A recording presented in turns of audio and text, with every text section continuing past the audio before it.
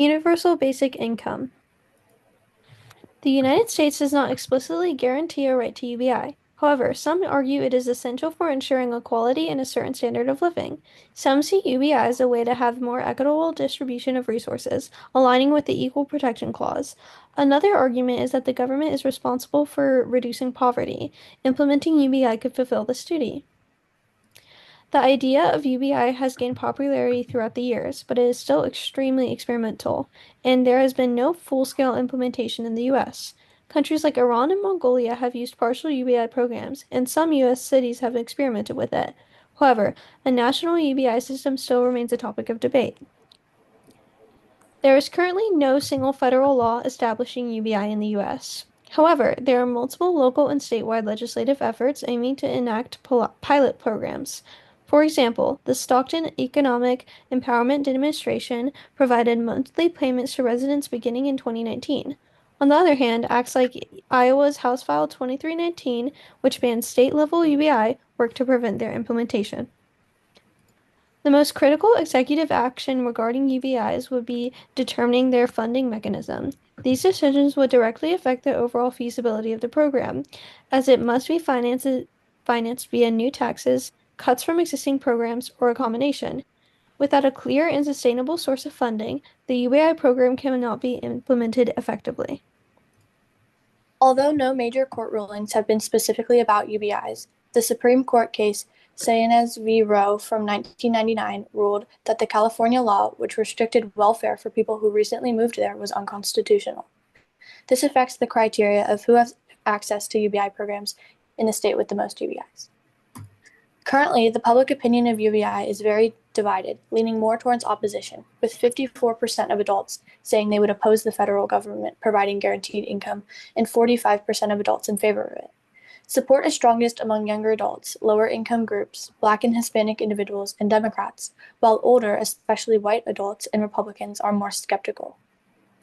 In 2018 to 2017, the Finnish government tested basic income by providing 2,000 unemployed citizens €560 per month, tax-free.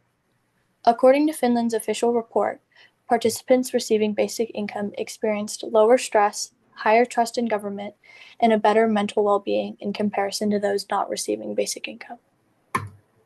In 2017 to 2019, Ontario launched a basic income pilot set to give 4,000 recipients 3 years' worth of basic income, but after a change in government, the pilot was canceled after only 18 months. Independent researchers then began collecting data showing positive results, but the nation failed to conduct a proper trial to provide UBI.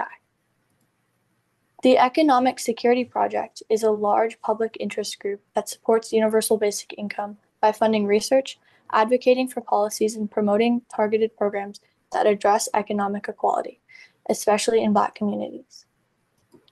The Jane Family Institute is another large public interest group that supports and gives money to universal basic income efforts through research, pilot programs, and policy development. In Harris County, Texas, an 18-month UBI program was launched to provide $500 to low-income families for 1,928 households. This program was set to begin in 2024. However, it was blocked by the Texas Supreme Court for being unconstitutional, and it will be delayed. In Los Angeles, California, from 2022 to 2025, California promised $1,000 a month to 1,000 low-income households. This program was named Breathe as a reference to the financial breathing room it intended to supply. This program has been very successful and has already expanded to include more people in other parts of California. Andrew Yang, who ran in the 2020 presidential election, proposed the national UBI for all adults. This would be paid using money collected from a value-added tax, which is a tax levied during the production stage of a product. This idea was met with skepticism, as a UBI on a scale this large would cost $2.8 trillion every year. In 5 years, I believe that UBIs will continue to be enacted on smaller scales in more impoverished and liberal areas. The majority of UBI supporters are liberal and in minority groups.